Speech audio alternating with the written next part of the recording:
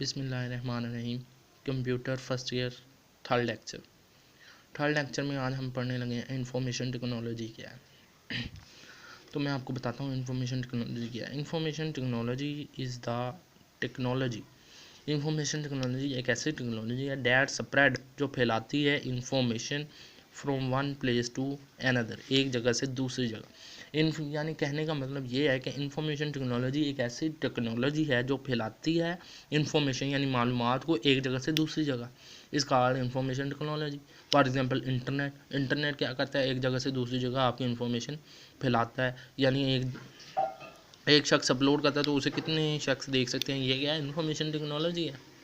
वो क्या कर रहा है, स्प्रेड कर रहा है इंफॉर्मेशन को, यानी कि इंफॉर्मेशन को फैला रहा है from one place to another, एक जगह से दूसरी जगह।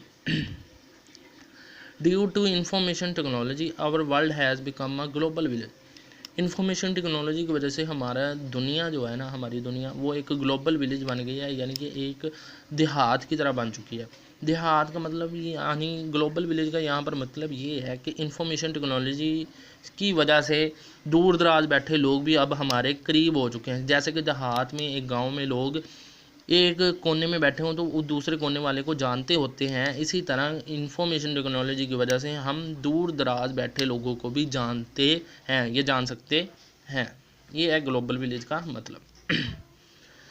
आगे इसी टॉपिक के थोड़े से एंड पर जाएंगे तो एक इम्पोर्टेंट डेफिनेशन है जो छुपी हुई है, ये अक्सर पेपर में आ जाती है, digital convergence. What is digital convergence? Digital convergence means that various industries have merged data electronically to exchange information from one place to another. Digital convergence का मतलब ये है कि बहुत सारी इंडस्ट्रीज़, बहुत सारी सनतें, बहुत सारी मिलें, बहुत सारी फैक्ट्रीज़ डाटा को मर्ज कर रही हैं टू एक्सचेंज, ताकि वो इन्फॉर्मेशन को बदल सकें, एक्सचेंज कर सकें, एक दूसरे के साथ बांट सकें, शेयर कर सकें from one place to another, एक जगह से बैठे दूसरी जगह। अच्छा, यहाँ पर एक लफ्ज़ आया मर्ज, ये रहा, ये मर्ज का लफ्ज़ है। इसका मतलब क्या है, यानी कि ये दो सेल्स हों ऐसे, ये दो डब्बे हैं, यानी कि दो सेल्स हैं। अगर मैं इन दोनों को मिला दूं, ये वाली लाइन भी इधर ले आऊं, यानी ये कुछ ऐसा बना दूं, मैं इसे दोनों डाटा को इकट्ठा कर दूं, तो ये क्या होगा, मर्ज कर दिया। फॉर एग्जांपल मैंने कुछ इस तरह किया, एक सेल में था ए, एक सेल में था बी, मैंने इन दोनों को मर्ज कर दिया, यानी इकट्ठा कर दिया ए बी को, तो ये मर्जिंग हो गई, ताकि हम एक दूसरे के साथ इंफॉर्मेशन शेयर कर सकें। ये है डिजिटल कन्वर्जेंस का मतलब। मेजर एप्लीकेशन ऑफ कंप्यूटर, यानी कि कंप्यूटर की कहाँ कहाँ इस्तेमाल हो रहा है, ये मेजरली कहाँ कहाँ पर इस्तेमाल हो रहा है। वैसे तो हर दुकान, छोटी से छोटी शॉप पर ये इस्तेमाल हो रहा है, लेकिन ये मेजर यानी कि ये ज़्यादातर कहाँ पर इस्तेमाल होता है। सबसे पहले है आर्टिफिशियल इंटेलिजेंस।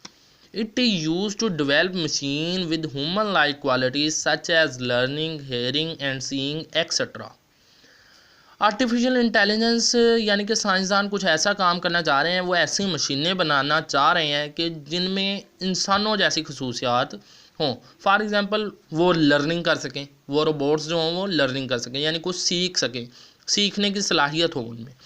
और दूसरा वो देख सकें, सीइंग, वो रोबोट ऐसे होंगे जो वो देख भी सकेंगे, एंड हेयरिंग, और वो सुन भी सकेंगे। यानी कि वो अब ऐसी कोशिश कर रहे हैं कि लर्निंग वाले रोबोट बनाएं, देखने वाले रोबोट बनाएं और हेयरिंग करने वाले रोबोट्स बनाएं।